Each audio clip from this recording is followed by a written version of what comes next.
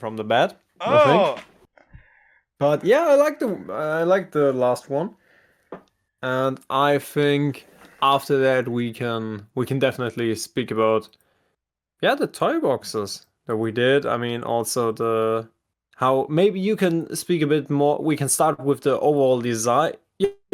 How we get an idea, then how we start, environment, missions, okay. what kind of missions, what might help, and at the end of the day, bug fixes and so on. The whole process. Yeah. I mean, why not? Why not? Is this on screen? Yeah. Yeah, I can see it. Check it out.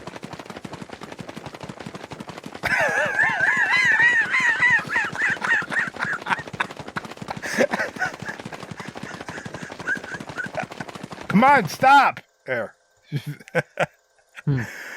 Okay. So I'm going. There. All right. So I needed a laugh. Like I told you, my sense of humor is off. It doesn't. Nobody's. Yeah, it doesn't match anybody else's. So it's been a rough week, and Okay. I needed a laugh in order to wake up. I see. So, what's up, everybody? This is that Brown Bat and the Lion THD here for the Lion and the Bat podcast, episode 4. And in today's episode, we're going to talk about toy box creation and stuff. But hope everybody has had a wonderful week. And mine's been worse, so I can't complain. I'm just kind of pretty honest and well explained what we plan to do in this podcast episode. And I totally agree, Brown Bat. We have to talk about the heart of Disney Infinity, which is the toy box. I think we can all agree on this. Yeah. Why not? So I agree. So here's my first question for you. Do you remember what your first toy box was that you built? Yeah, it was somewhere in the files. It'll take me minutes to find it, but I'm not going to look for it. I have a video. Mm-hmm. I'm pretty sure it was my first toy box. One of my first ones. And I never reposted it because people are going to get upset because that's garbage. Mm-hmm. Yeah, no kidding. Mm-hmm. It was absolutely just taking pieces from that was available and seeing what they are. Just putting everything in a toy box. I see. So just experimenting, so exactly. No real structure. It was nothing. Just and eventually I playing around. Started building I had to get used to it. Just like Bowtie Guy is doing with the Brown Bat mod. He's just putting stuff down. Actually, he's more advanced than I am. And he's actually building something for real. And he's building a city. I mean, it shouldn't be any secret because he's seen my video and he's just replicating what I built, but he's done it better. But he's experimenting. Same thing. That's what I'm getting. Yeah. So your first toy box wasn't a real toy box. It was just absolutely not. It was garbage. Placing toys around. Okay. So what was your real first toy box? You could say. Bloodborne. It was that clip that I showed you a couple weeks ago. Okay, and what about the PlayStation toy boxes from back in the days? Well, that was 2.0. That was on. Actually, it was the cloud version of 2.0, but 3.0, the first toy box was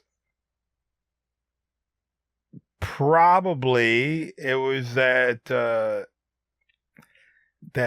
London Fog one that I showed you a while back because we were looking for it, trying to see if anybody saved it, but nobody did. That was my first toy box. Yeah. Pirate Town. It was with the Pirate Town. I see. And what do you think changed since then? A lot or nothing? I mean, Oh no, nothing mm-hmm. changed. Nah. The mods changed since then. That definitely. And you think the mods helped you to create better toyboxes? Well, some people say no. See, there's this purist out there that thinks everything that I do is garbage. So I see. So if I listen to him, then yeah, everything I do is garbage. But I try not to listen to him. Yeah, everything. I did a Mordu. You know Mordu. From No. Brave, the big black bear. Oh yeah, yeah. Yeah. That So rings a bell. I just did a Mordu mod. Okay. Yeah. So yeah.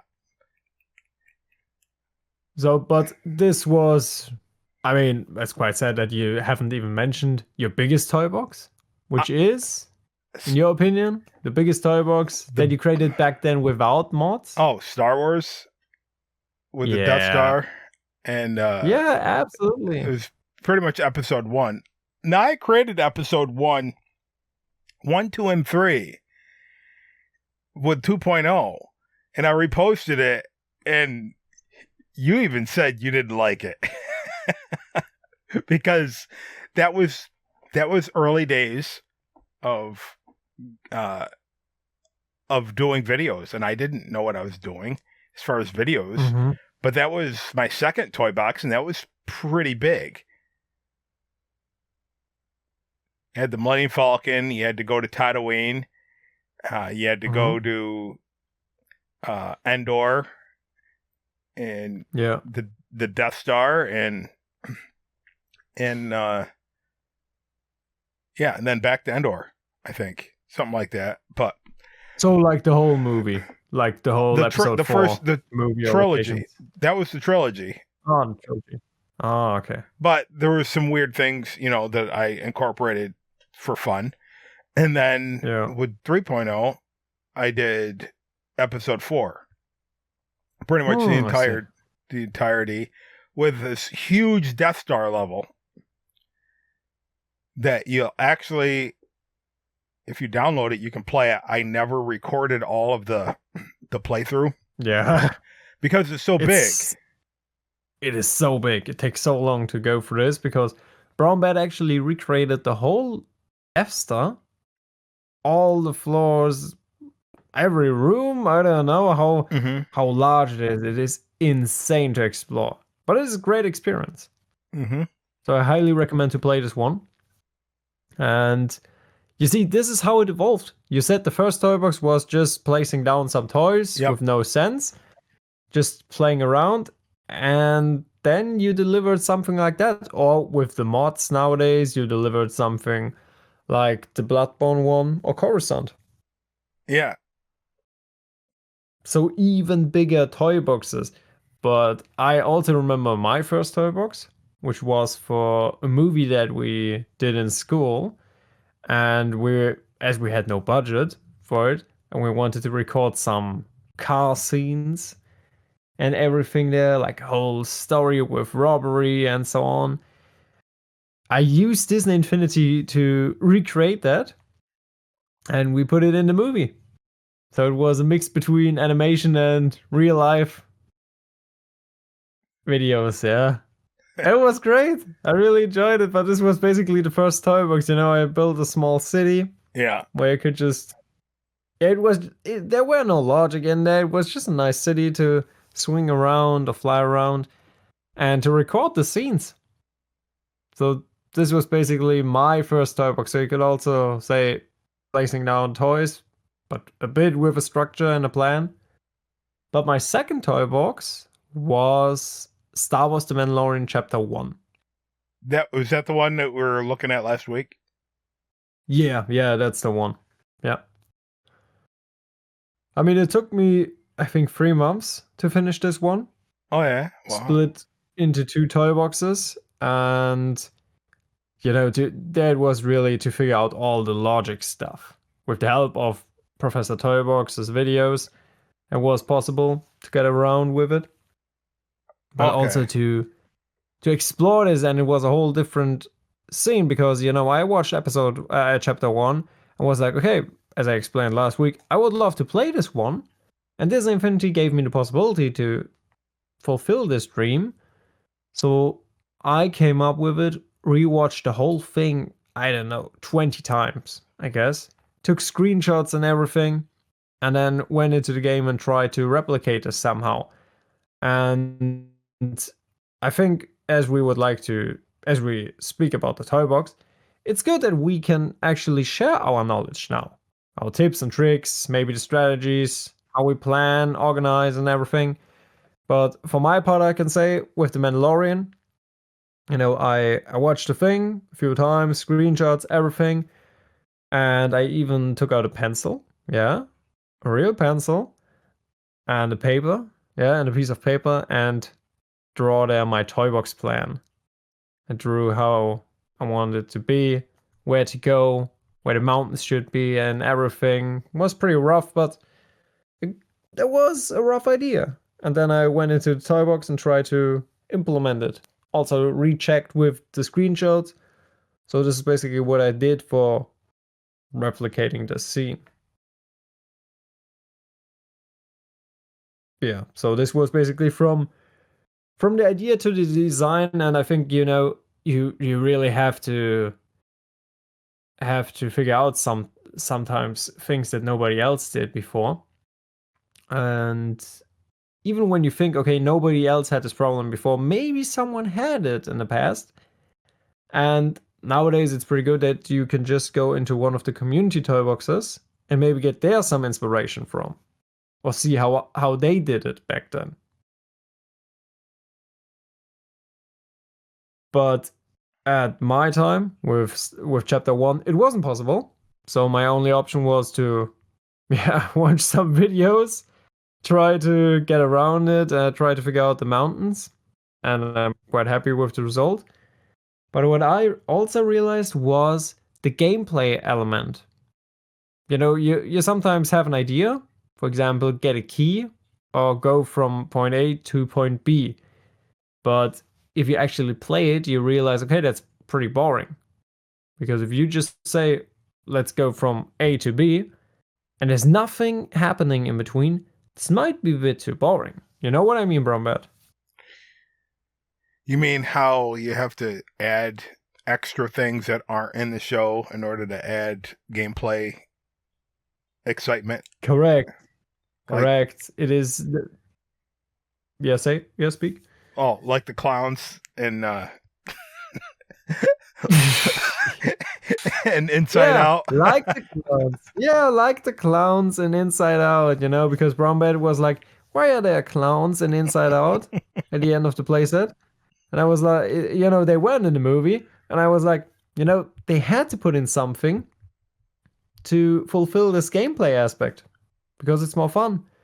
Is it in the movie? No, but it improves the gameplay aspect. And this is also something that I try to do, because in the movie you don't have to collect coins, for example, or you don't have to go through a maze to find someone who can give you the key. But those are the things this is also something that I suggest. You have to know your end point and your starting point, and then think about what to put in between. That makes sense.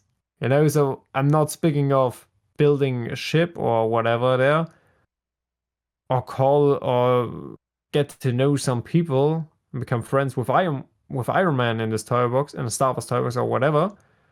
This is not what I mean. I really mean you add a little mission to it, a task or whatever you want to call it, which actually makes sense and improves the gameplay. Yeah. Because in my mission, I wanted the player to point A, and I said, you know what, you have to meet one person before.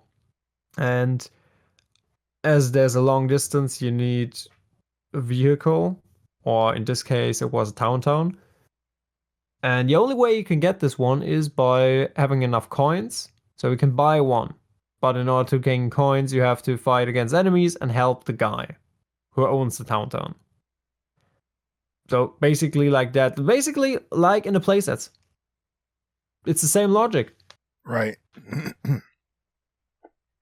But this is what makes it great, because just imagine how boring it would be. Like, you walk up there, oh, here's the goal. Go there. That's it.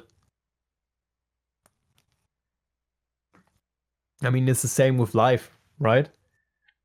Yeah, I Your know. starting point, maybe your end point, but it isn't just A to B. Yeah, so. When I go to Target, I have to go platforming, and I have to jump across these ledges in order to get to the store. Yeah, that's what I'm talking about. But this is what you want. Not for every toy box, there are different toy boxes. Well, like, sometimes in life there are, like when there's you go to the stop sign in the city and there's the people out there begging for money. This menu pops up in front of me. It says A, give them the money, B, say nothing, or C, hit them with the door really quick and drive off. Oh man. I usually pick B. I don't do nothing. I don't care. Dude, there was this old man out in the street. He started bawling. I don't carry cash on me. Especially when I first got here, I got duped and yeah, it was giving money away left and right. But because I'm not from the city, I don't know. Yeah. And this guy was crying. He's like, please. I'm like, this is fake. I'm like, here, I gave him all I had. It was 25 cents. I don't keep it's 2020. It was 2021. Who keeps? It's all credit card. I'm like, all good. Yeah. Yeah, but something like that, you need something like that in the toy box. And I'm also a fan of what I call there's a, Hello? important to make a difference there. Okay. But what I also realized is that you shouldn't include too many side missions, because then it is, you lose the focus. Yeah, I remember that conversation. Yeah, you remember that. Yeah, we had this. Oh, yeah. We had this. I stayed out of it. Yeah, you stayed out of it. Yeah, but at the end of the day, you know what I mean? Too many side missions can ruin the toy box. You mean like that game for Force Awakens? You didn't have to complete all the side missions unless you wanted to unlock all the toys. Yeah. Impossible side missions. I mean, you pretty much have to glitch the game in order to get all those orbs in the Takodana challenge. Yeah, I know what you mean. Yeah, I know which one you mean. This challenge is, it's quite tough. Yeah, it's really tough. Yeah. And they say it's a child game, huh? Orb game run around children, on the moon. Orb on the moon. There's 2 orb challenges. One was on one of the moons, and the other one was in Mos Espa. In Yoda, have you ever tried Yoda? Yes, sure. You're supposed to dash. I think you're meant to force dash through the whole thing, get all those orbs. Yoda's controls are horrendous. Oh, I've seen people do it, but I cannot control Yoda. Number one, if you get him to go where you want, then he lands because he's old. You have to wait for him to get his bearings and get back up so you can do it again. So you have to use Ahsoka through the whole thing. You miss once, silver medal. Take your silver medal and stuff it. I know what you mean. Yeah, but something like that, still in Force Awakens, you can just focus on the main story if you like to. Yeah. But after that, you can complete side missions. Yes. So this is quite good, but it doesn't ruin the whole main story experience. Yeah. Well, this is but this is quite important. Yeah. If the story was any good, I don't know. Yeah, that's That was a pretty pathetic ending. And yeah. But as we're speaking about the toy box, we have to use examples. So, I know. but I think let's give some ideas away. What kind of missions can you implement? Let's say you start at point A and you want to go to point B. What can happen in between without any context? Well, Just depends on kind of general game. mission. Depends on the type of game. Are you doing a story rich game? A game that's primarily just fighting enemies. Yeah, just examples. Yeah, just give me a few examples. Let's say story. Okay, let's start with story. I was What gonna could say, because if you're doing fighting enemies, you don't worry about side missions. You're just cutting through enemies, and like Castlevania, you're just fighting enemies. Yeah, but let's say story. The story is to get to Baby Yoda. You're on a planet and you have to get to Baby Yoda. What can happen in between? So if you're playing as Dinjarin, or I'm trying to think, what can happen in between? Yes. So Bo-Katan, has a mission, and you have to, I don't know. All right. Oh, your ship breaks down and you have to collect parts. That's a basic one. That's most side missions. You have to fix your ship. You land on the planet and now it doesn't work. So you have to go get parts. And then you go get parts. You try to get parts. There's another side mission. Because the guy that's selling parts doesn't collect credits. So you have to do these tasks for him. I see. Yeah. In order to get the parts. So trade off the parts. And you just have to balance it out and not have to do so many side missions. The player's like, I'm done. I quit. I don't care about Baby Yoda. He can save himself. So maybe 2, 3 at the most in order to get the things to repair your ship in order to get to the next planet. And then, of course, you have to fight goons and then a boss, maybe. And maybe there's a puzzle. Maybe there's not a boss. Maybe there's a puzzle. You have to solve the puzzle in order to get to Baby Yoda. To unlock a door or so. Yeah. There's also something that I realized it's quite strong. If you just put a door or a gate in between the goal. Because this, this gives you a whole new mission. How can I unlock this gate? It can be a simple key, it can be a terminal, a code. Yeah. Enemies you have to fight, collection quest to fulfill, repair your ship, for example, collect some townspeople. Yeah, that's always fun. So something, you have to do something in order to unlock the gate. Yeah. But it's so simple because this gate ruins the whole thing. You have to, you're forced to do something. You want to talk about the different types of gates? No, I mean, there's just the usual gate that you can use with the key, as you know. With but the key, also when I say gate, I also mean, for example, there could be a gatekeeper, a boss before Baby Yoda, and you can't just walk away, pass him, and go to Baby Yoda. But it could also, but when I say gate, it could also mean built with simple blocks, a wall in between. Right. So an obstacle. There's just an obstacle in between. And this one evolves, it could be like, as you said, with a boss, but in order to reach the boss section, you have to, I don't know what else to do, to get a good weapon, for example, to fight against the boss, otherwise you will lose.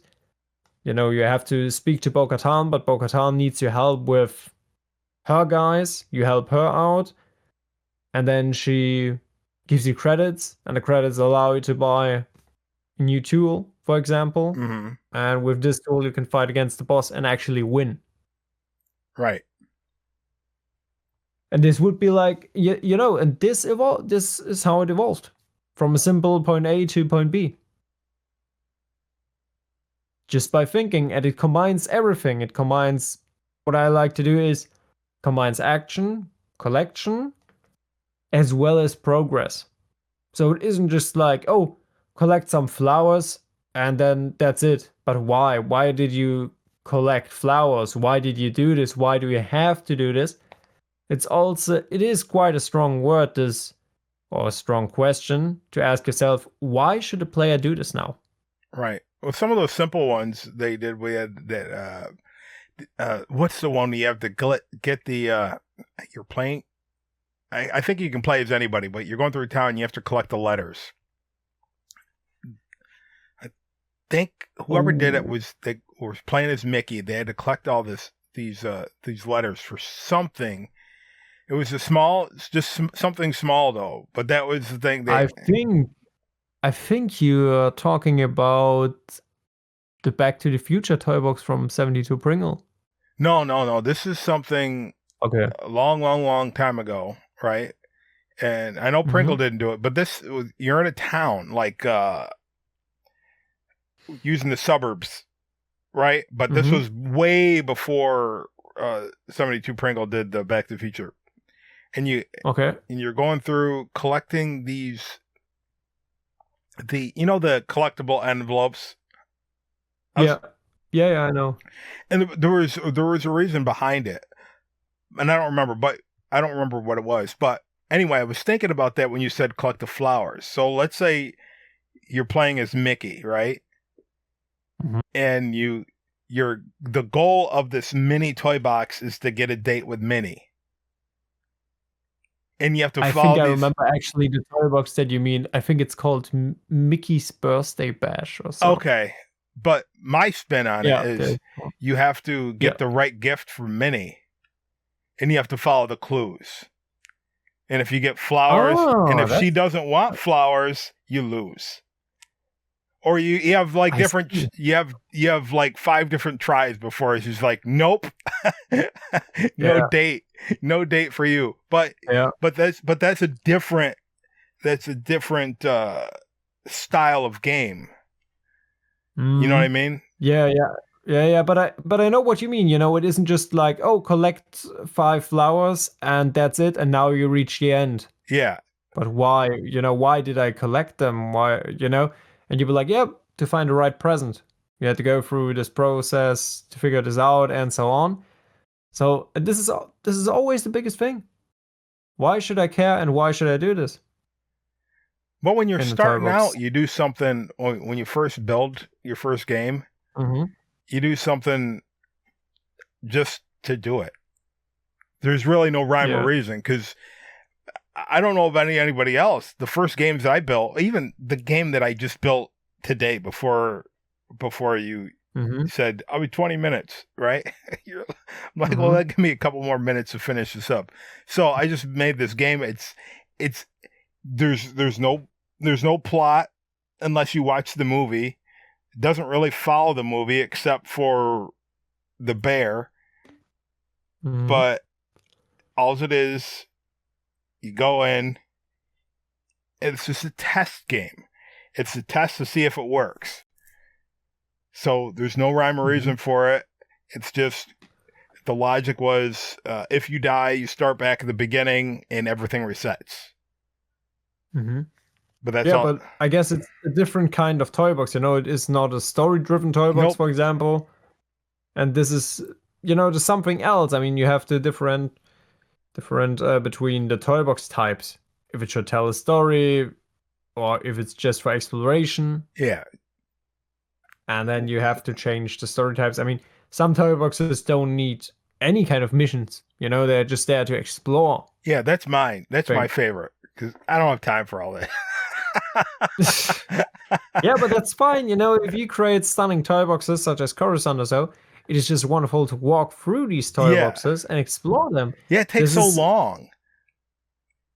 You know what I mean? And this is what I mean. You can also, sure, you can do this, but then there isn't this, why should I care? It is like, why should I explore? Because it's lovely. Yeah, so But I think that's and some games, and not outside of Disney Infinity. Some of the developer teams work like this. Not all of them, but they mm-hmm. have the people that build the level. Yeah, Then you have the people that go in and rip apart all the artwork, makes the level designers upset because, well, it just has to happen because it has to fit the story in there. So you have you have the yeah, level designers like, why'd you took this out, yeah, but we had to make adjustments. So the level designer builds correct. this awesome thing, and it's just like building a street. You build the street, and then the sewer crew comes in and digs the street up after they built it in order Yeah, to put the yeah, sewer in. yeah, And yeah, then they yeah, patch yeah, it up, yeah, and now yeah, it's all bumpy and yeah, everything. yeah, correct. But this makes a great story then, and this is the gameplay aspect of how, yeah, of why you actually do this. And what I also like is, how it also evolves. Also these side missions, what I like to do is maybe that you start simple Yeah, and it gets more complicated, more complex over time with the missions. Because then the player is more in this game, he understands it, and then I expect more from the user. Sometimes, yeah, yeah, sometimes I do that. So not every time, but this is, I guess it's normal, you just start with the basics and then more advanced stuff. yeah, So like that, yeah, with the Toybox. I mean, what is also a big problem when it comes to these missions, you always have to think about the memory, yeah, as you know. Yeah? yeah, So what I always suggest is first create your main mission. First, start with the main. Sounds simple, I know, sounds simple, but believe it or not, many start with side missions or be like, yeah, I will take care of this later. No, seriously, place down every toy, if possible, that you will need for your main mission. Try that it will work, and then think about, okay, now the main mission works. How can I improve this? By adding some missions, some tasks in between, and then you can also see how your memory goes. How much is left? Do I have to remove something? Do I have to use some other tricks? Because I remember that with my Star Wars: The Mandalorian Chapter 2 toy box, actually the first out of 7, and there was the problem of the memory. I had too many decoration toys in there. I was like, damn, how can I remove them? Because I need more enemies, I need more side activities. And what I did was I used replayers. I know that they are not so reliable on all platforms, but in my case, I had to use them. And so I created replayers for each section just to, yeah, remove or play or add, as you say, the toys in there when the player is actually in the zone, which helps. I know that the Bota guy is also doing the same, Professor Toybox. I mean, most of them know about this, but you just use different zones or trigger areas, and when the player leaves, you remove certain elements and add new elements into the next zone, for example, to save memory. It takes some practice, it takes some time, and a lot of patience, yeah, because some replayers won't work, and you have to fix them, unfortunately, but I guess Brombet also knows about this problematic. yeah, Yeah, sad, yeah, sad, yeah. yeah. But or the path creator mixed up, yeah. Uh, get me started on the path creator. Yeah, they and that how the path, Yeah, yeah, and the PC path creator, yeah, is, you got to be even worse. really careful, extra careful, more careful than on PS4. PlayStation. Yeah. Yeah, the camera, Yeah. So hooking the camera to it, you know, following the Yeah. path, the locator. It's not the same. Mm. It's broken on the PC. And what is also the thing I would say to save memory? Obviously, to the basic tricks such as use the same toys, Yep. no toys with complex animations, for example, especially from the interior. Those toys with animations, they take up a lot of memory. And That's try to use the same themes over and over again. correct. That, and also to, as best as you can, use only one or two types for enemies at the same time. Yeah. This is what I mean, because then you can spawn more inner, you can increase the number of enemies, but not the variations, the variants, of different enemies. Unless they're certain ones. Ones take up the most. It's the frost giants. No. The frost giants. Oh, okay. So if you take, the green spirit things from Brave.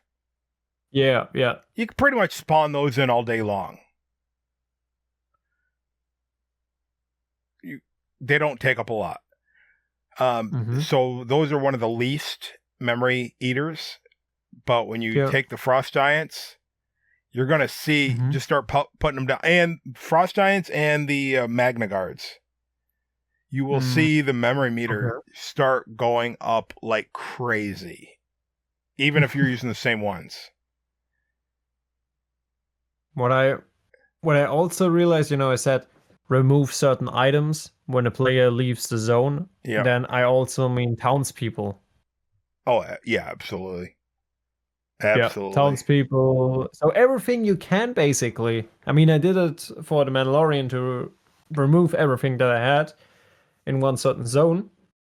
And then what I also had to think about was to close the zone so that the player won't be able to go back to it. Because I just removed everything. Yeah. What is also a terrible toy for memory, and we talked about it 2 episodes ago, I think. The barrier block. Yeah.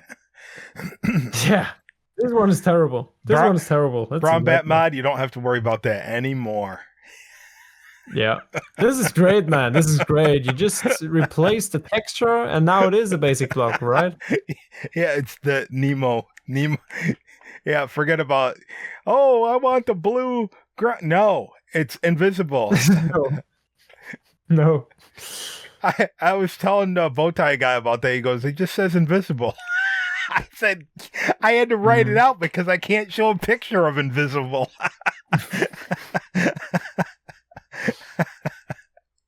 Yeah. What I like to do, instead of using the barrier block, I use the trigger area and then combine with a kill switch, I think it's called in English. Yep. The pyramid, that yellow. Yeah, the pyramid thing. Yeah, correct. And so when the player enters or leaves a certain trigger area, then he gets killed. You know what I used to do? Well, what? I guess I would still do it if I had to, but when you load the Death Star level on that big Star Wars toy box from back in the day, on top of it is lava. And the reason there's lava is because the trigger area and the kill switch don't always work. For some reason, it doesn't always trigger when it should. And enemies jump out if you have a ceiling. I know what you mean. Yeah, I know this problem. I'm aware of it. And I never really got a solution for it. I mean, I guess most people have no solution for it. And your solution was to put on lava on the roof? Yeah. Because they'll jump to that's actually quite smart.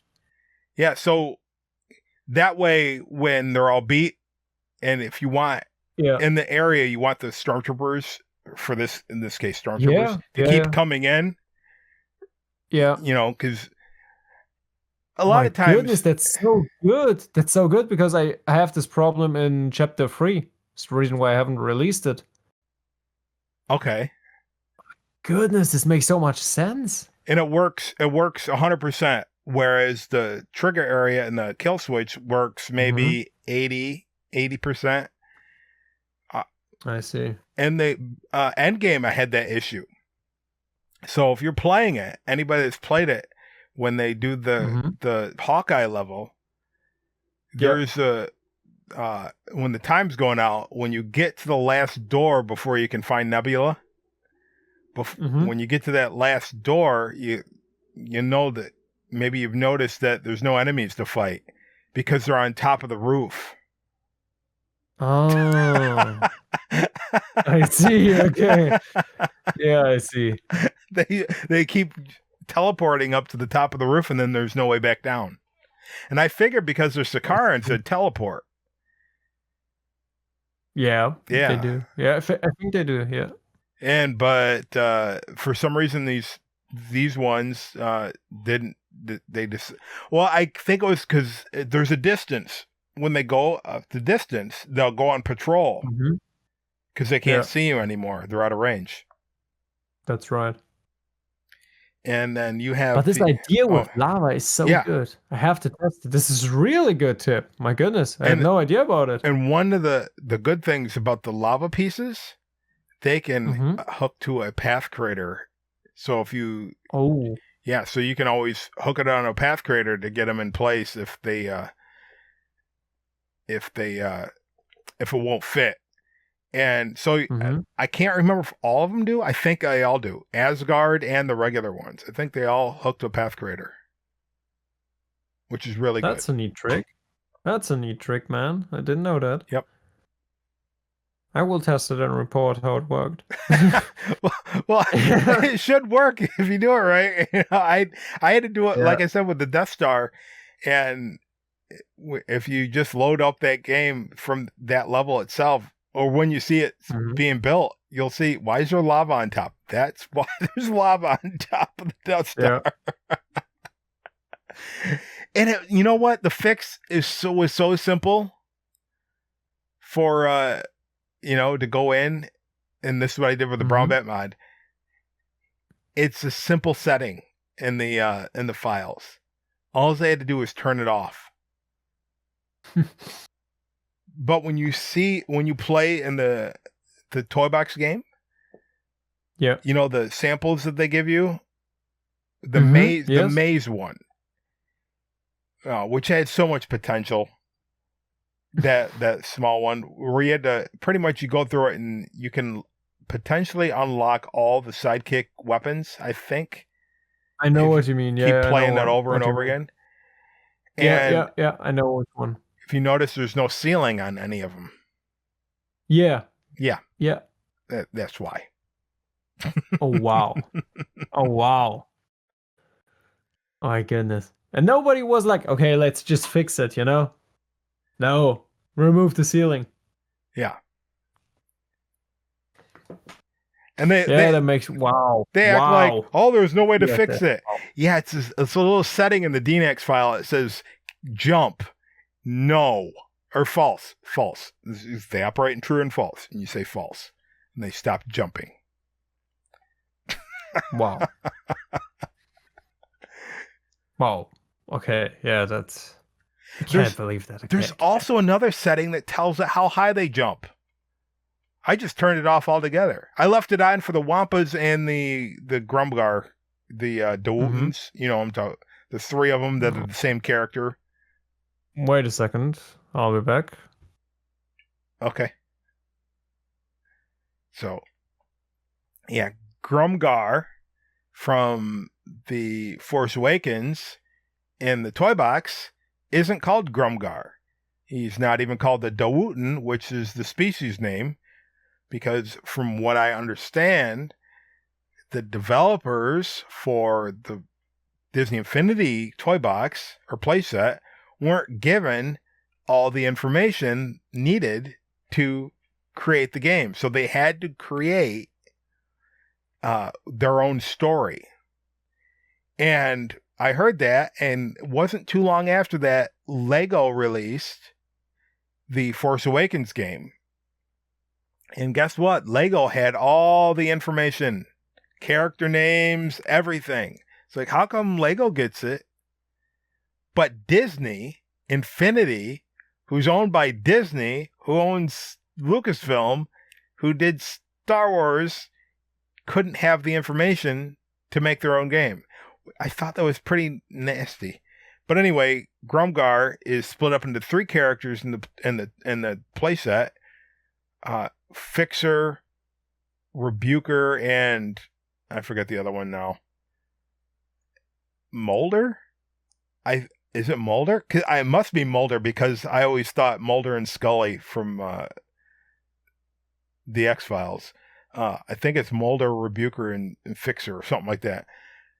And those names have nothing to do with Star Wars unless they were, in development, development names, on the, before it became final.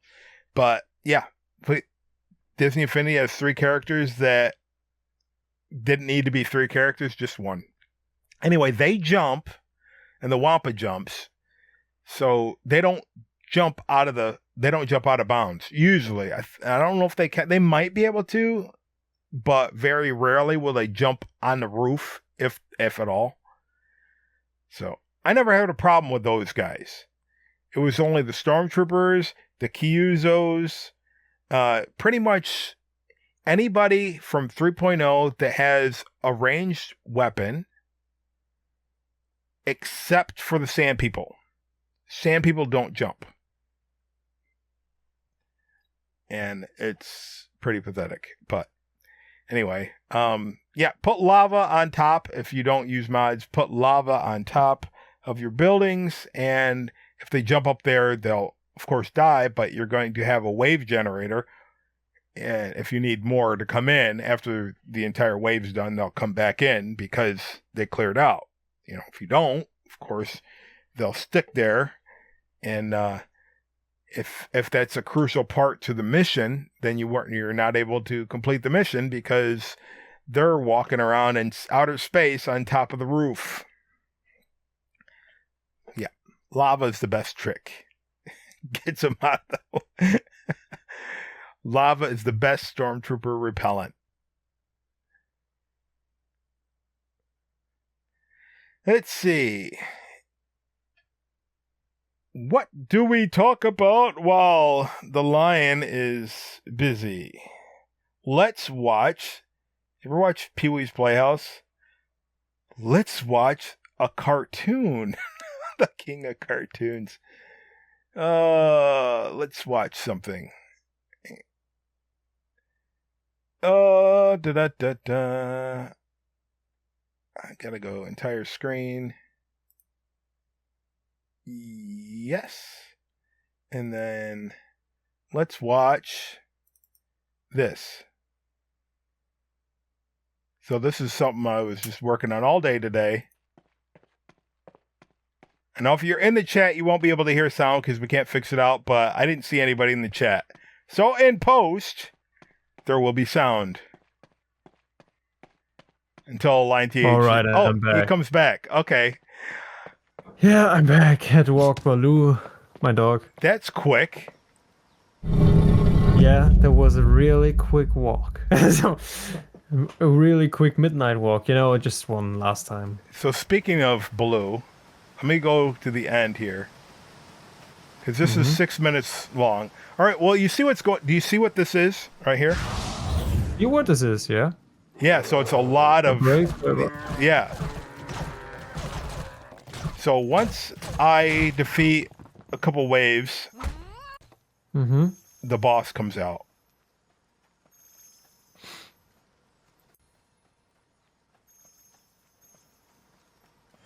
Okay, and you modded this boss. Yeah. That's why I said, speaking of Baloo, I just have to wait. All right, he's coming soon because those spirit things come out. He's around there. Okay. I can hear him in my speaker. I know you can't hear it, but you'll hear it in post, right? So smaller enemies before the big fight. No, they actually come out at the same time. So it's just he comes out in a random spot. Oh my goodness. Holy... Oh my goodness. Oh wow.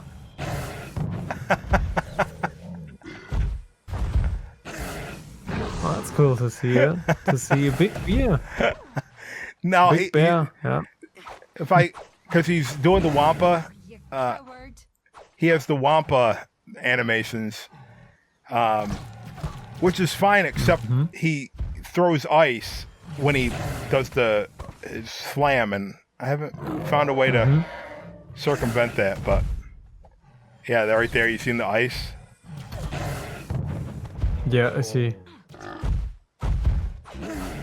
And I have regeneration on him and a lot of hit points. Oh wow. I tried to increase the damage, but apparently the damage percentage in the DNX file doesn't do anything,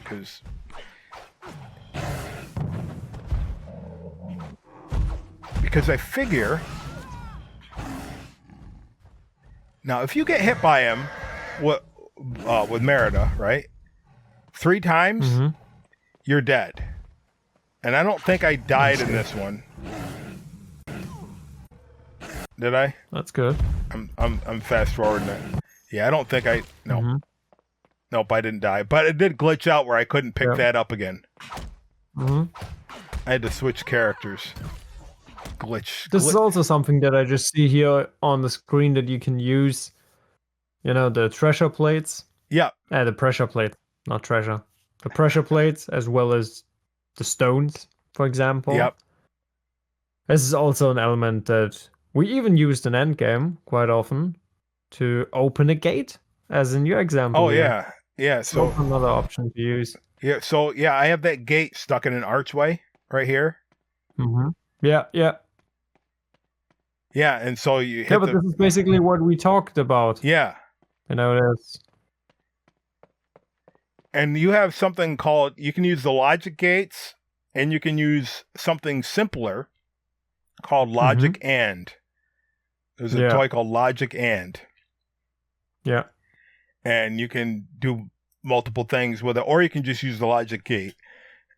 And you can do multiple things and do a puzzle. Yeah. Now, when you do these... Depends on what you need. Yeah. And one thing is important. Not for everybody, but if you're like me. If you have a tendency to get frustrated with things. So usually there's more people than just me that have this issue. Okay? I know it. I have a really good friend back in New York that he would do anything shy of destroying it. He never destroyed it as far as I know. But the language that would come out of his mouth, you would just be like, you thought he was going to kill somebody. He'd get so angry at the game. So if you're easily frustrated by logic and not working, take a break. And that's also important. And it is also important to highlight, maybe, just maybe, don't do logic work at, let's say, 2 a.m. when you're tired. Yeah, when you're tired and where you're like, yeah, okay, now it's going. And then the next morning, you have no clue of what you did. Yeah, so. Exactly. Yeah. I That's also another tip, you know. I thought it was just me all those times, you know. No.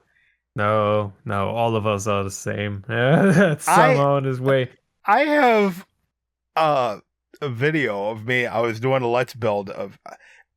I had a series called Brown Batvania, and I was trying to build castles.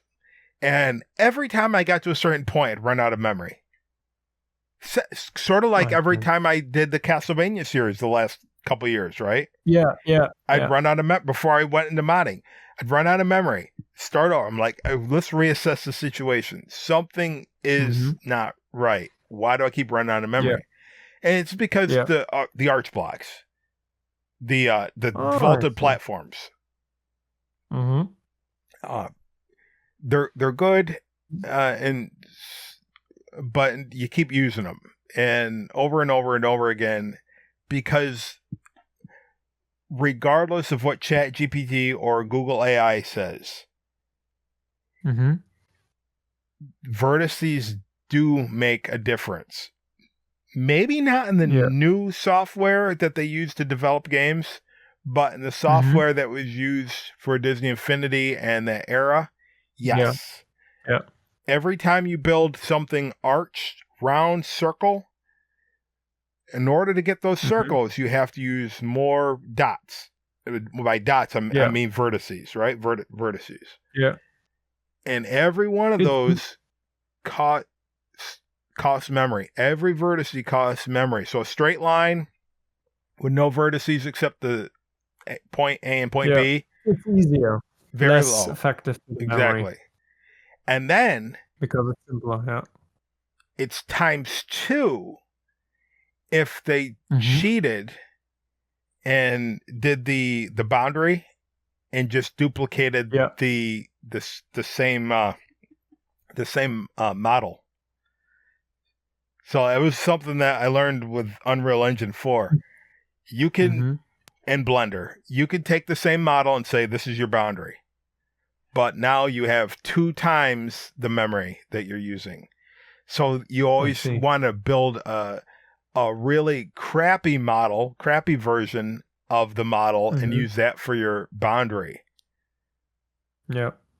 which look, nobody liked doing that because it took extra Mm-hmm. time. Yeah. So if that's the boundary for those arch blocks, which may be, that could Mm-hmm. be why they eat up so much space. Maybe. I don't know. Same with stairs. If you build the stairs Yeah. complex and you build Mm-hmm.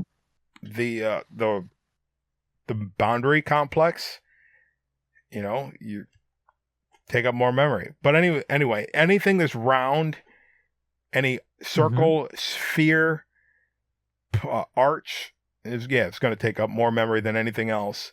And I even just if you, thought about yeah, the more complex or more advanced toys with animations and so on that they would eat up so much memory, but I had no clue that also spheres and yeah, round elements would take up more memory than straight line yeah. ones. But as you explained it, it actually makes sense. And if you have a toy that has, let's say, the Monsters University buildings. Yep. Now they implemented something with those.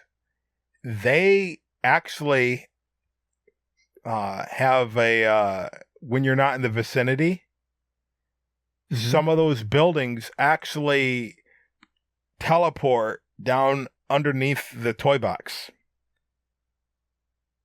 Okay. And they remove all collision, which is a memory saver. So the memory will actually pick up when you're in the vicinity. Oh, Yeah, so I don't know if you've ever seen it when you're loading a game and no. when you use some of those buildings, and it's like, why is that building way down there? No, And I haven't. No, you I go into haven't. Spark mode and like the university buildings are gone. What? And wait a minute, why are they way down there? It's a memory saver. But they didn't do Hmm. that with any. There might be something else outside of Monsters University that did it with, but what was that, 1.0? Yeah, so I don't know if there's Yeah, it anything was. in 3.0 that does that. But I don't know. We have to check. We have to check. but those are But things oh, that were in game to help building more things, mm, because they use not just they're not just very intricate in the vertices with yeah. the structure of the mesh, but they also have multiple, some of them maybe higher resolution textures. Mm-hmm. So if you're going to use the basic ones you find in Disney Infinity are 1K. Some of them are 512, which is half. Some of them are No. 256. right? So if you're going to use the color black and you have Mm-hmm. a 1024 kilobyte texture, you're wasting memory because the color black doesn't need to be that big. You could reduce that down to Mm-hmm. 1, right? So Yeah. I'm just using it for an example, memory savers that they did in developing the things in the game. But if you have a toy that has lots of 1K textures, like Mm-hmm. characters, for example, Yeah. it can eat up more memory. Not maybe as fast as something with a Mm-hmm. lot of animation, but it does tack on over the course of uh, Hmm. the building. That's also good to know. I didn't know that. But it's all What I also realized how you can save memory is if you use, I mean, it sounds simple, but if you use one toy for multiple times, and I mean, it sounds yeah, quite simple, it'll but save. for example, when we used the text grader in Endgame, and I wanted to get rid of text or disable the text at one certain point, at the beginning, I just used, I had text at 10 text graders and I wanted to disable them at one certain point. So I used 10 logic gates for it or other toys. But then I just realized I actually need one logic gate and I can output into every single text grader and disable this one. Because at the end of the day, it really doesn't matter if you disable one text or 10 because you won't see them. They're Right. not active yet, you know? So this saved 9 logic gates. So maybe there's something in your Toybox that you can apply to the same. Right. Reuse a certain toy. You know, it's funny with logic gates. I never did use one at all ever until Oh. Endgame. Well, I Mm-hmm. take it back. I used it one time with experimentation. I never did talk about this toy box because Yeah. I did it late at night and forgot how I. You ever hear a what is certain? also what is what is also good, because you said, yeah, I experimented with the logic gate or so.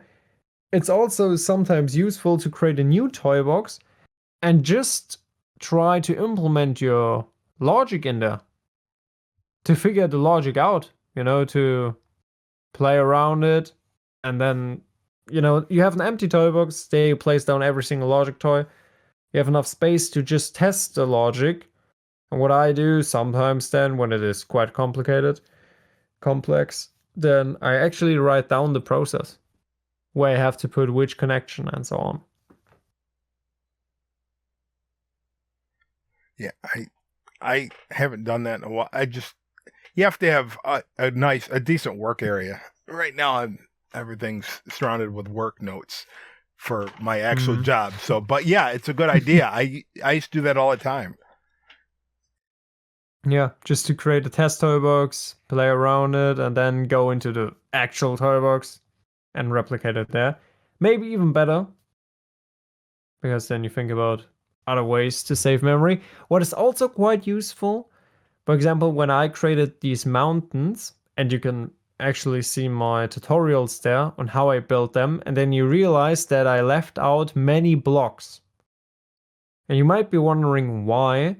And the reason is, just build as big as you want and then remove blocks that the player will never see, or elements that the player won't be able to see at any point. Because nobody is able to look underneath a mountain that is 3 layers up, and in front of this mountain is everything else, another mountain or so. But nobody else will be able to see the blocks underneath.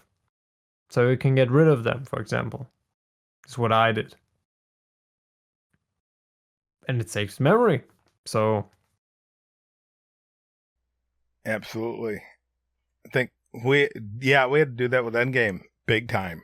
yeah. We also did this with Endgame. We removed in the final battle. We had to remove the headquarters section there a bit more A than we bit, wanted, a but bit. yeah, yeah. But then we realized, okay, it is just necessary, so we have more memory for the fight. Yeah. A lot of This it is was just there something. as cosmetic, just for. Yeah, correct.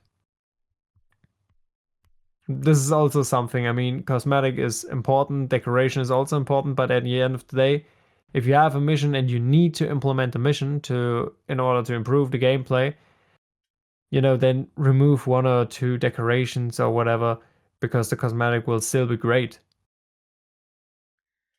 But how will be the gameplay without this mission, for example? You have to prioritize what is more important at certain points. Yeah. Even with mods, I still have to do that. I built the Yeah. Castlevania that I showed off 2 years ago. No, last year. Yeah. I'm still trying to get stuff, still trying to make it perfect, but it keeps crashing. Because of You have to find a compromise somehow with all these toys. It's all I decked the whole thing out inside and out. So it's a good set piece, but can't really do anything else with it. I'm not going to be able to put missions in there. Yeah. So I'm trying to figure out. It's one of those things. Like, yeah, where is the compromise? I haven't figured it out yet. Yeah, but what I realized is, sometimes you have to kill your darling. I think they call it in the movie industry. If you have something in there that you be like, wow, this is perfect. It has to be in there. Try your best to actually keep it in there, but sometimes you have to kill your darling. Everything has to be in there. So I have to redo it somehow. It's always start over and see if you can do it different. 'Cause I'm not gonna. It has to be multiple toy boxes or tiny set pieces where the problem is, like the laboratory room, you can't make that a tiny room. It has to be. And I didn't put any tiny rooms. Every room that's in there is as big as it needs to be. But it's the chairs, the candles. A lot of it's the candles. Yeah, the small details. Well, because they emit the light, And yeah, well, I'll figure it out some way or another. And then they have the overworld. That overworld is supposed to be a way to get to other things, but I wanted to see what it would look like if I build mini towns. And those towns are based on a 12 by 12 block, so they are small. But man, you've seen it. It looks so good in the swamp and the trees. Yeah, I get a few requests sometimes about Castlevania. It's already out because the people would love to play it, but they're not going to be able to play it without the mod. Yeah. I guess that's fine. There is a Castlevania toy box that somebody built years ago. I don't know if you have it. I don't think so. I know where I can find the video. I don't have it. And okay. The problem is, now so many. If I do a Google search for Disney Infinity Castlevania, unfortunately, I have the majority of videos, and that's what comes up. What is also something that we talked about memory, a few logics, a few missions that you can implement into your toy box. What is also, I think, important that you build a toy box that you actually care about. Sounds simple, but sometimes it takes a few weeks or months or just days or hours, whatever you want to call it. Yeah. So you should actually be interested in that theme so that you complete the toy box and that you enjoy building it. it shouldn't feel like a job or so, yeah, or something else. Oh, you mean like Endgame? Yeah, maybe you. I mean, you built 4 toy boxes, and they're all great. That felt like a But job. That's what maybe, I was talking about. That's what I meant. yeah, but yeah, correct. But maybe it wasn't like, you know, the most passion thing that you've built. Every single toy box. I mean, you built 4 of them, but you also put in the time.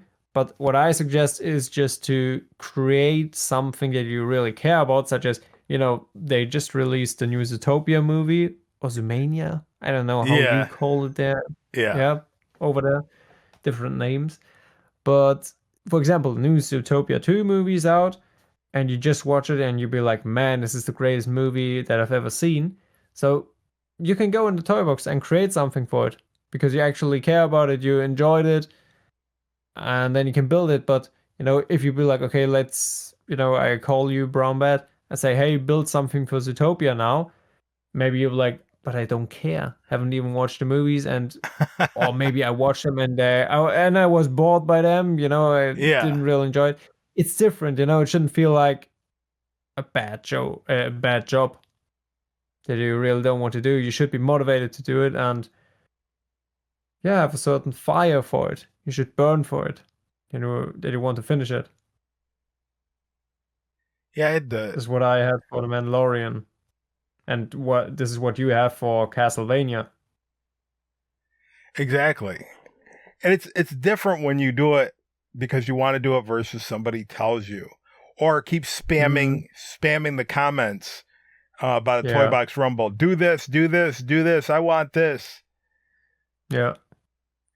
You know what one of my friends told me one time? What? You ever watch Joe Dirt? No. You're not going to get the reference. And it had to do with sparklers versus some kind of fireworks. He's like, you Mm-hmm. might like this, but the majority of people like this.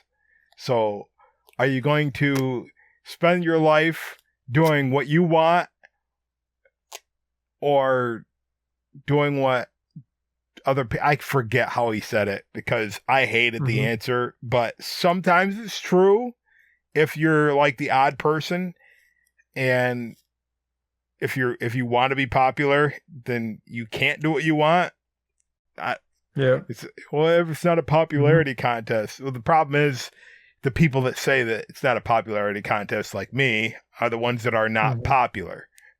you Mm-hmm. know, and I'm not saying jumping off bridges because everybody else does. If everybody else jumps Yeah. off a bridge, no, don't jump off a bridge. You'll be the only one left, Mm. and you'll be able to reap all the rewards from everybody else because they'll all be at the bottom of the sea.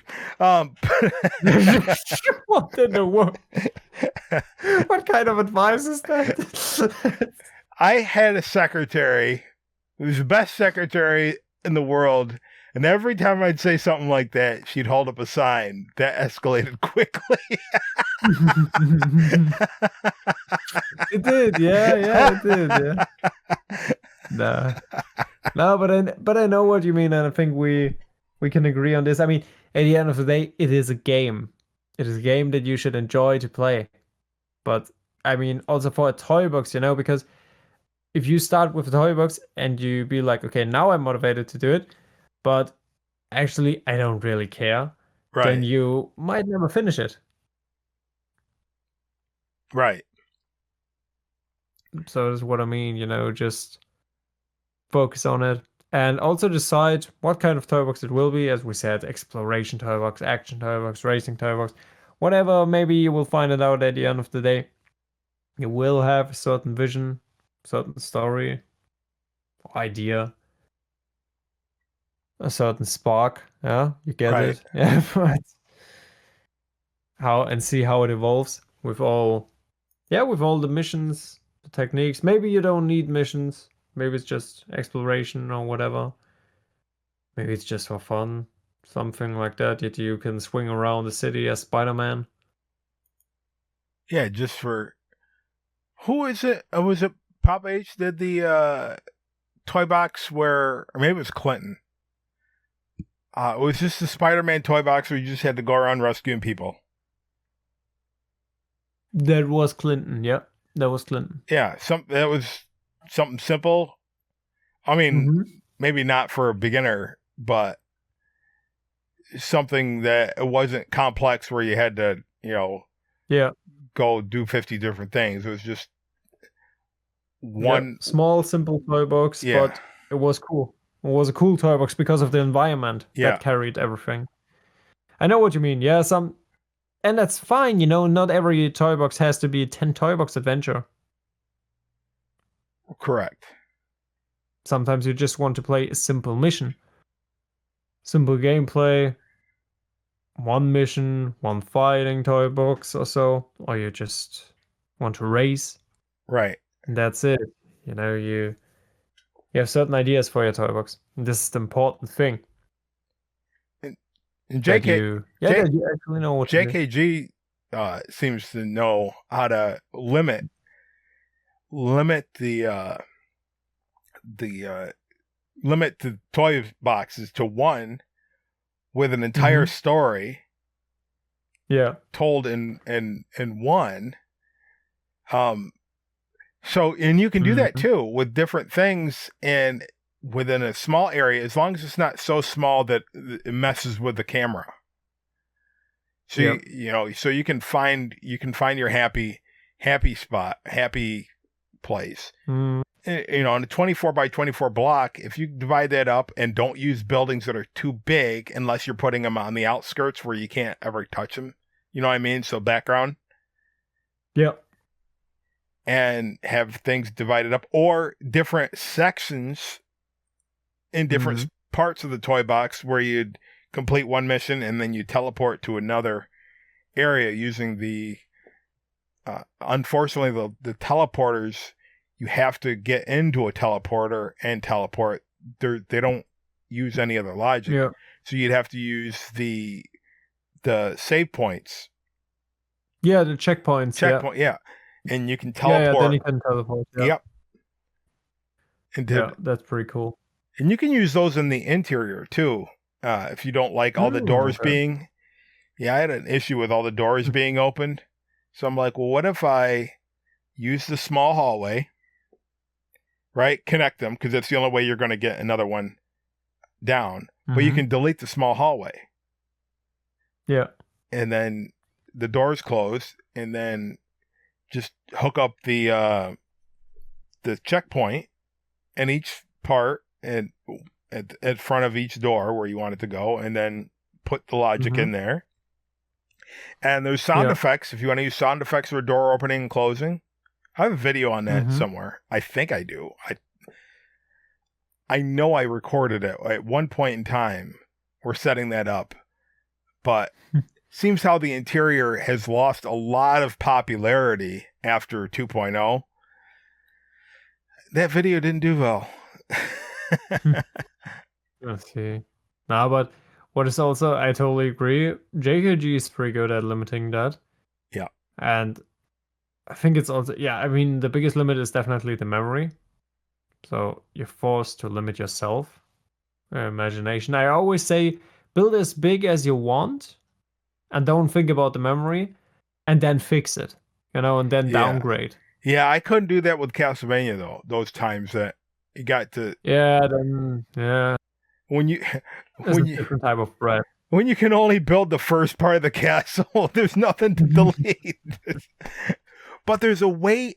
Well, there's a there's not a way to do it without mods. The way that you would think. Hmm. You can't build. Yeah. If you could build the way that they did Toybox Takeover, Mhm. everything would be fine. You wouldn't have to worry about the ceiling or anything. Because if you notice, the camera would actually automatically delete the wall that was blocking the view, Mm. the visual Okay. in the Toybox Takeover. So if you use that angled camera, try and use the same method, you can't see anything. Mhm. Because in the toy box, it doesn't make the walls invisible. Yeah, that's right. And But if you could do that, build up as far as you could for the camera, and if Mhm. once the wall's in front of the camera, it vanished or turned transparent, that'd be wonderful. We wouldn't be having this conversation. It'd be a totally different discussion. Yeah, it would be. Yeah, it would be. What is also quite interesting, if you're new to building toy boxes or so, I seriously think that the database is a great option to figure out how to build, because you get so much inspiration, but also from the missions that you see there. Or if you just watch videos from us, from Yeah. the community events, because you get so many new ideas and you see how other people use these toys and maybe combined other toys, maybe came up with new methods. And you'll be like, okay, I can imagine that I can use it here in this toy box, or I saw XYZ in his toy box, so I can implement it in this one here. So something like that is also a great inspiration. And what I really liked about, for example, Model Trainman's toy boxes, there was always Rex from Toy Story in there. And this was his favorite character from Toy Story, and he always put it in there. So when you loaded up a toy box, you immediately, oh my goodness, I can't speak. You immediately, my goodness, it's late here. Sorry, guys, but you instantly knew that this toy box was created by Model Trainman. And I don't want to say that you should do it for every toy box, but I like the idea that you had a small Easter egg as well as a signature in there. Yeah. And you instantly knew, okay, this one was created by Model Trainman. So maybe you for your toy box a bat. I don't know where it is in the game, but we need it. Yeah, I modded the bat in, but he's broken. I modded him and he's broken because it's the taker. They call it a taker bat because he's the one that takes the memory thing for Inside Out.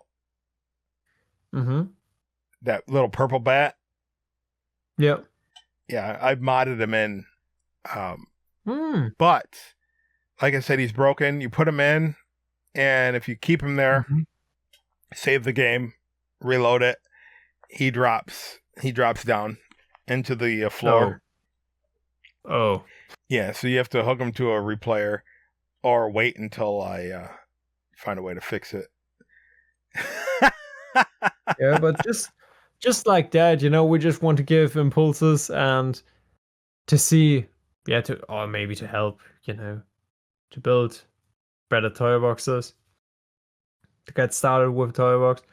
And what I think is a perfect opportunity to start with toy boxes are the community events, because this actually gives you a reason, and you're not alone on this one day where you deliver a toy box or release a video.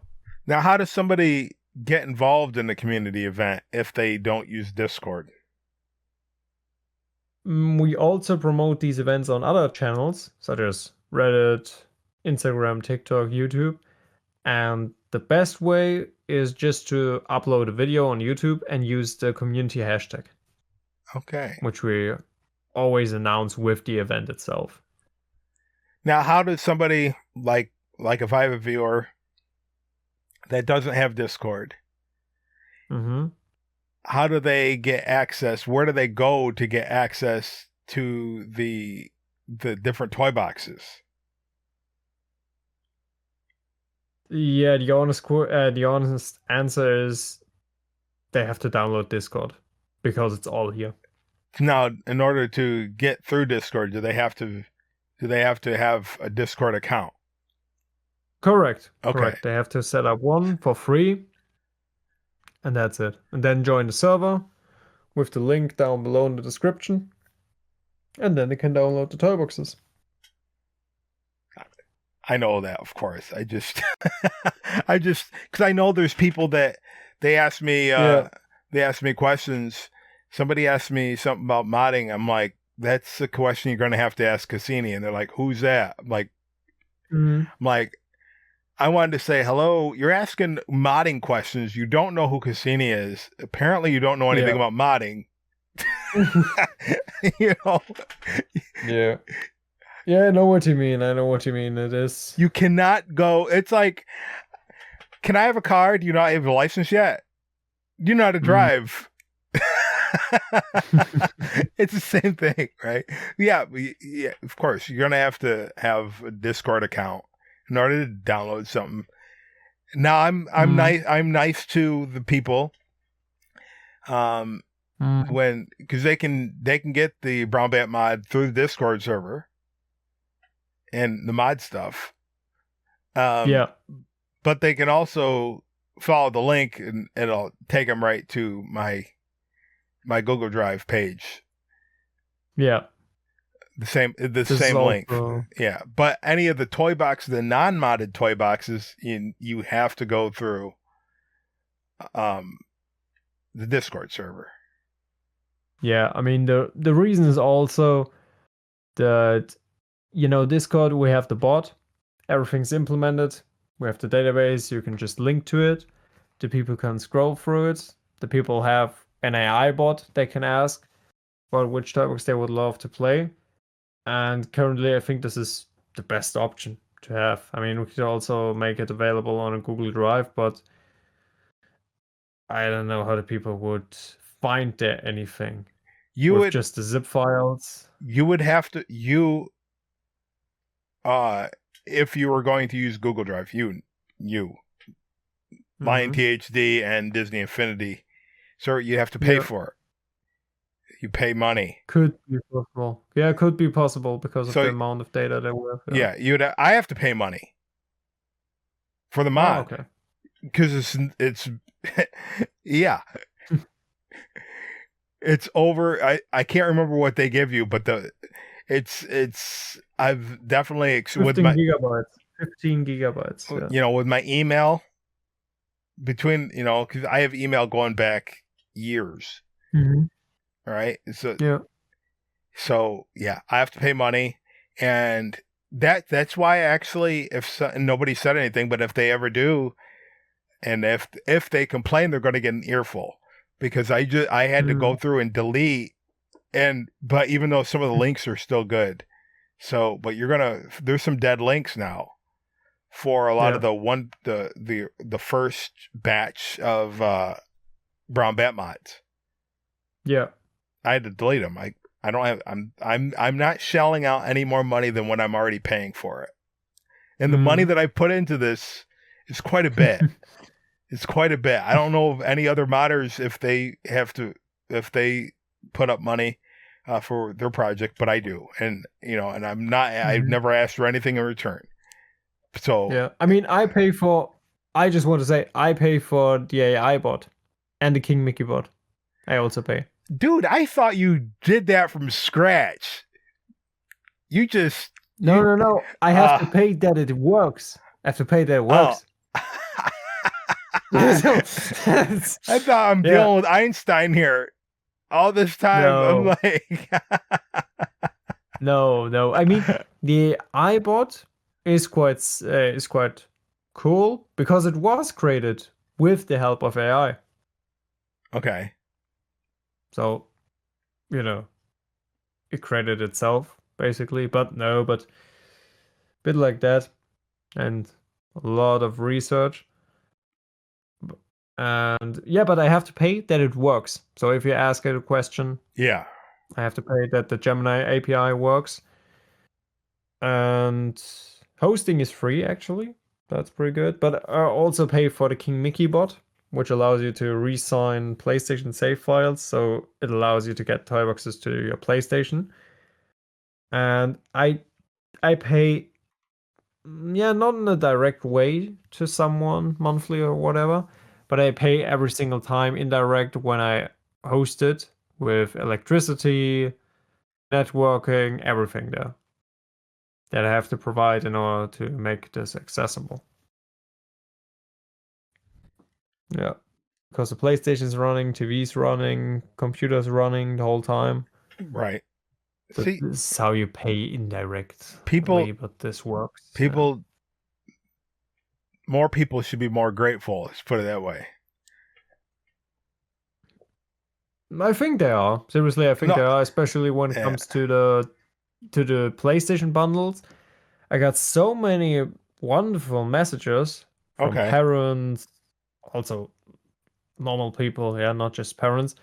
And all of them were so grateful for this discovery. And this is what I really like about this community. And especially this feature, that the people were able to play these Toyboxes on their PlayStations again. And I don't know, I just like the idea that families can play this game together on the PlayStation with different Toyboxes, and that children, for Yeah. example, be like, oh my goodness, I can play as Elsa and Olaf, and I'm actually in a suitable Toybox for them. Because they can't build a Frozen Toybox, for example, but they can join a Frozen Toybox now. Frozen Adventure, walk around there, play around, Yep. do some missions. That's what I really like, just this image. And I know that it is true. I know that it's true because I get so many requests to host a bot, to send them a link, to help them. Yeah. You sometimes provide things, such as your mod, Yep. and quite often you have no idea what kind of impact it has. I mean, for example, when you ping the people here on the Discord, you ping 40 people. Every single time, 40 people when you use the Brown Bat mod news role right now. And you might say, yeah, but only 40 people or whatever. Yeah. But just imagine as 40 people are interested in this and actually look at it when you post something new and ping them. And you have no idea how many of them maybe watched the video, download the mod, enjoy the mod, build toy boxes with it, spend hours with it, and be like, my goodness, this is cool to explore. It's like a new game or so. You don't see that. And maybe they won't tell you. I see the one, and that's Bowtie Guy. So he'll get a lot of traction. Yeah. He'll get a lot of traction. Yeah, but he will tell you. He's No, I mean, basically the when only he one, posts or maybe when he posts his stuff, he will get a lot of attention. This is what usually the word attention. He'll get a lot of attention with he'll surpass anything that I've done. And it's just how it goes. I think because he's more personable. I think some people say there's nothing. I don't know. It's just it depends. I guess because he has different. We all have different audiences. I guess. Yeah. But I think he's more personable. I think he's not. He's not looking around his shoulder to see if. Well, he has the same people now. He's going to have the same people harping on him that harped on me, but I don't think he's going to be affected by it. I don't think he cares if this person says one thing or another. And I just got. Yeah, that's good. Yeah, it's good. Yeah. But yeah, I mean, you shouldn't care. You shouldn't care. I mean, I'm like, dude, there's a way to not have my videos show up in your feed anymore for the people that the one that hates my content. But whatever. But no, he's more personable. He's more the way he speaks, he's more likable. Let's put it that way. And what is wrong with you? And you're always there to help the people, and always there for the questions such as, will the brown bat mode work on my calculator? And you're always there to to answer these questions. Or on my microwave. Yeah, I got an answer for that one. So always there, so I really appreciate it. Well, yeah, I'll think but yeah, I think that. Well, that's on the other channel too. But I can't answer all these questions that are popping up because they're, frankly, you have to watch. You have to actually. It's like you go to school and you don't read anything, and then you ask the teacher how to. I don't know. Show me. I don't understand the quadratic equation or whatever. Mm-hmm. Well, of course you don't, because you flunked out on simple multiplication, or you flunked out on this or that. You don't even know what the terms mean. I'm just picking stuff out. What does a quadratic equation have to do with multiplication? I'm just talking about the basics. If you don't know the basics of something, then you become unteachable in the area of advancement because you don't know the basics, or if you're not specific in your questions. Anyway, but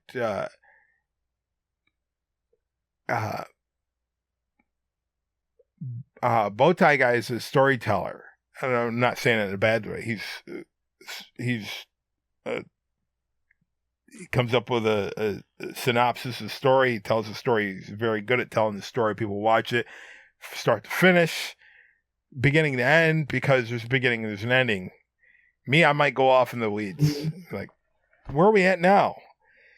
How did we get on talking about Pee-wee's Playhouse? I thought this video was about Transformers. You did? I thought it was about Robotech. I thought we were talking about Doctor Who. What are we talking about? Oh, by the way, guys, it's important to notice this date here, because Pringles said, now it is Sunday in Germany. Now it's midnight, Sunday, and Pringles said that I will get his save file by the end of this weekend. Which will be today. By the end of today. Yeah? By the end of today. And by the time this video comes out, he will have a few hours left. And I said to JKG that I bet my car that I won't get his save file. So that's... Yeah. I mean, I don't bet. Yeah, but if I do, then yeah, I could set it, because not in a million years will he send over his save file and be like, yep, here it is. No, won't happen. Won't happen. Won't happen. Hey, rewinding back to the gates. Mm-hmm.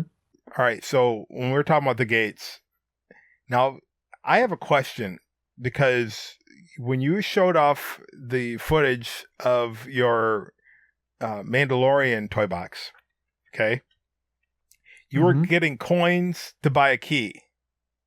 Am I correct? Yep. And remember I said you can do that? Because I didn't know. Yeah, with the economy tool. Yeah, I didn't know that coins would show up. Now, but it said you could purchase a key. So yeah,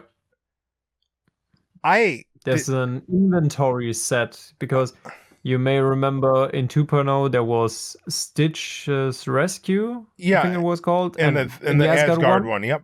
Yeah, which worked the same way. And there's one toy, I think it's the inventory manager, and they can actually determine prices. Okay, now does that? And this is how it works. Yeah. Does that make the key automatically appear? No. I just selected in the inventory manager the key, set the price to 10 coins, and then the user is able to buy it. And then there's a toy which allows you to open the editor automatically. That's what I was asking. That's when you enter a certain area, you can make that the player is in the editor.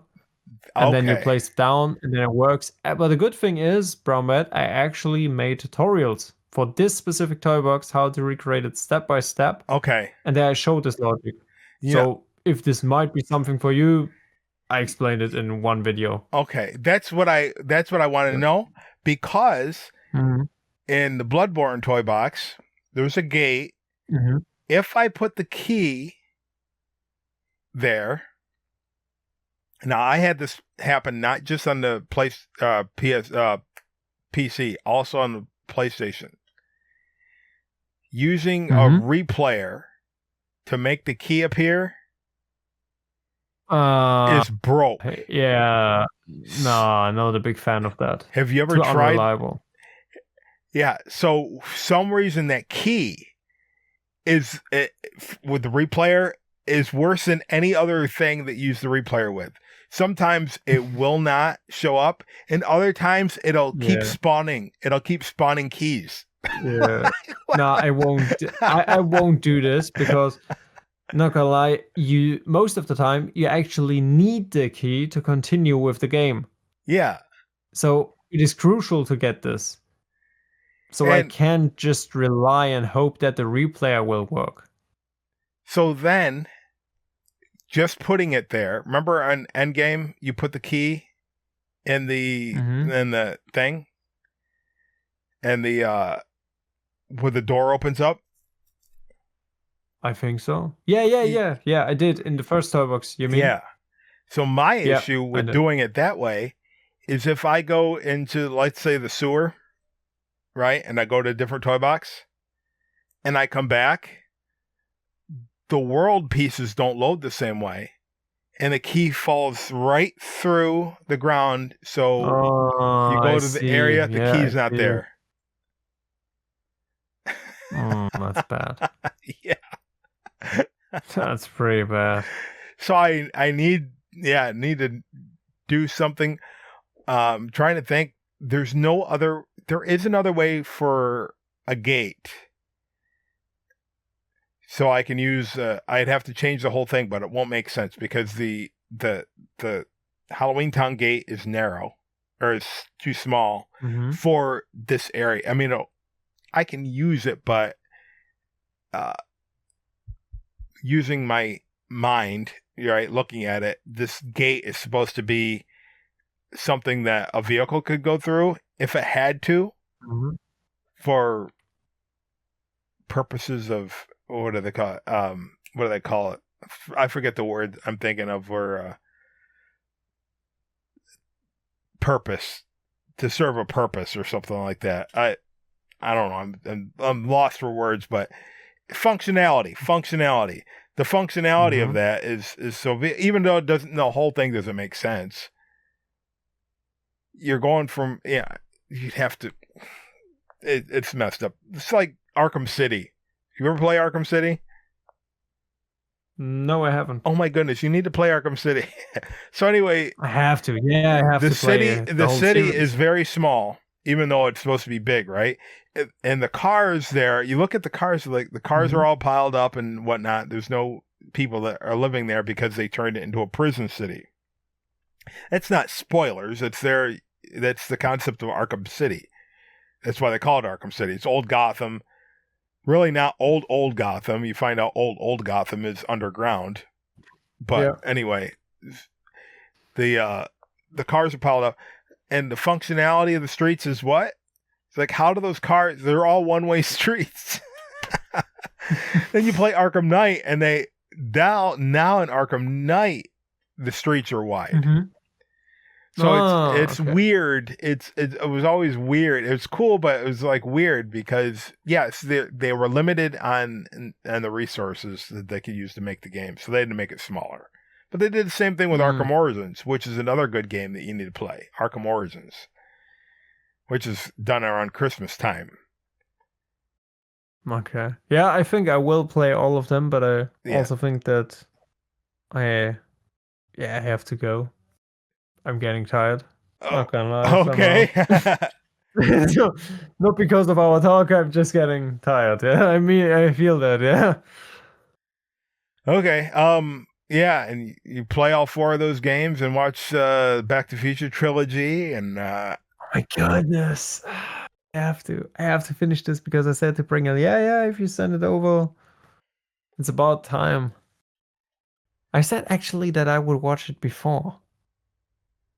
Yeah, so damn it. You didn't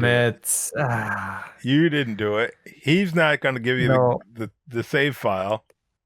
Okay, I have to watch both movies tomorrow, I think. But first I go to bed. Yeah, first I need my beauty sleep. Yeah. So, Brown Bear, do you have a wonderful summary of this small episode as well as a good outro for it? You want me to give a summary of everything you talked about?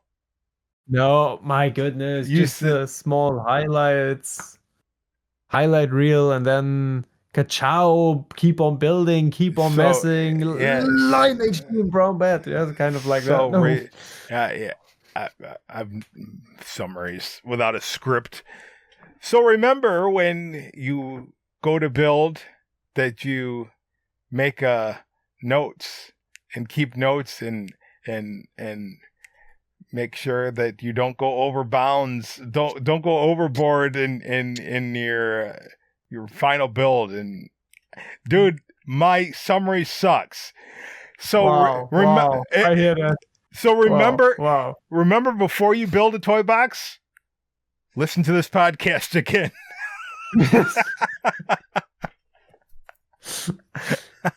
Yeah, that might be a good idea to listen before it, yeah, to it. But we talked about how to get the spark, how to keep this motivation up to actually finish the toy box, how to implement missions to improve the gameplay aspect of it, what kind of toy boxes we have. We talked about a bit about it, but we also mentioned memory techniques, how we can save memory.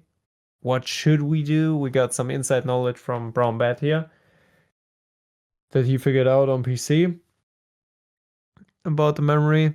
We also talked about our toy boxes a bit, our ideas, what we did, some small tips and tricks, and I hope that you can apply them. I guess what I will take of this podcast from this podcast is especially your tip with the lava. Yeah. That's a great one. I have to test this one because that's such an annoying problem. I think many people will love this one to finally hear a solution for it that works. And yeah, I think until next time. Did you go away? No, that was your part. Oh, That was your I part. thought you were going to say it. I'm like, all right, go ahead. No, so, no, that was your part. That was your part, man. so until next time, remember to keep on modding, keep on messing, and wait. We should say something different for the podcast. Oh, really? Yeah, I don't know what, but keep on pot. No, pot. That sounds so dumb. Keep on potting. Okay, keep on wait a potting. second. Here we keep go. on No, potting. no, no. Keep on potting, yeah. So we'll keep on listening. Keep on listening. Keep on. And of course, always you still have to keep on building, but yeah, we'll think of something else to throw in there in between. Keep on listening. Keep on playing. Keep on building. Maybe we just keep on building. Let's think of something. Oh man. One episode out of nowhere. One episode out of nowhere. What do you mean? Out of nowhere, we talked about for 2 hours about Toybox, about the Toybox, different techniques that we got without any scripts. I'm not gonna lie, I was really impressed by your knowledge about the circle things, the more complex shapes. That they actually take up more memory? Yeah, which is insane. Well, you learn that with Blender for the most part. Yeah. So that's pretty good to know. So, but what I really like was the lava tip. That's helpful. Useful. Yeah. That's really useful. Yeah, high detailed toys, including spheres and stuff like that. But the thing is, some things, if you take all the context, you take all the concepts that we talked about, Yeah. Some of them are more memory costful than others. Yeah, that's right. Like That's right. multiple spheres, round things might not be as Mm-hmm. bad as definitely not as cost effective as dumping in a lot of vehicles in the toy box. Yeah, yeah. And Yeah, I totally agree on our that. characters, townspeople take up uh, less than some of the And enemies. yeah, yeah. And the little teeny townspeople take up less than Mm, the big mission giver townspeople. yeah. So you weigh all those things, put them all in the balance, and Mm. but Yeah, but it's good to help. It's good to help, yeah, to I think I will definitely use the lava one for my toy box because I had this problem with chapter 3 and this is great solution. Yeah. So thanks for that. yeah. But now I would but now I actually will go. I'm tired. I'm not sure why, but just because I worked the whole day? No, this can't be the reason. Yeah, so just because I got no sleep, almost no sleep. What does almost mean? I don't Just know. 5 hours of sleep. I haven't really slept since Endgame, so I blame you. Terrible. My sleep That's schedule terrible, is man. garbage. It's not just Endgame; it's also stuff at work too. Mm, My sleep schedule. Yeah, I've been up since 1 because I fell asleep at the last hour of work, and then I woke up at 1, mm-hmm. and then I went to finish work, Yeah. and I was locked out of the computer Mm. because I don't know what's going on. I tried to log in earlier today, and then it worked. Like, I don't know what's Okay. going on. I know there's nobody in the office, Yeah. so I don't know. Who knows? We But will see. yeah, I've been up since 1, so I've been up for a while. But I talk, and then I get Mm. my second wind. So now what do I do? I don't know. But we're gonna let you all guys go. And I just did remember another tip. So we'll leave you with this. Oh, really? Yes. Don't go any. I know Line THC said build as big as you want, then rip it down later. But try to keep it in a bounds of a size of, let's see, 24, 20. I'm counting by blocks. Mm-hmm. Start off, let's see, 72 by 72 surface area. Try not to exceed that. If you're building a city or a town or something like that, Okay. try not to exceed 72 blocks by 72 blocks. So that'd Hmm. be am I getting my math right? I need a calculator here. I used to know all this. 72 divided by 12. Yeah, so it's 612s or 324s. So they're the big squares, right? Yeah. The big terrain pieces. Yes. Yeah. So the largest ones, Mm-hmm. uh, try not to go. What is it? 3 by 3, whatever. 3 of them, 3 blocks. Yeah, I'm tired too. Yeah. But it's not working. But if you measure out 72 blocks width, Mm-hmm. 72 blocks length, or however you determine it, right? Yeah. Mm-hmm. You might max it out on 72 by 72, or you might just go within the limits, depending on what you're building. Try not to go any further than that. But graph paper is your best bet for mapping things out. Always. Yeah. Not just regular paper. Graph paper is going to be your best. Okay. And if you can use a spreadsheet, you can always change the cells to square. Whether using the free Office, whatever that program's called, or if you're using Excel. You can always change it into graph paper style. and start doing it on those programs. Yeah, there are many tips and tricks, but Yes, but maybe we will cover them at a later time. that's my next time if we ever talk about it again, I can show you pictures of my maps. Yeah, next time we also have to maybe prepare something. Maybe, just maybe. I don't know. We're getting around pretty good, but you need to take notes. No, I don't think. I mean, it depends on what we're talking about. I mean, I guess next Saturday we won't even record an episode. Maybe on Sunday, because on Saturday we will actually have a mana armed about Endgame. Oh, we will? Yeah, we will. I thought that's not a surprise. It hasn't been. I thought Infiniteer maybe was out of town.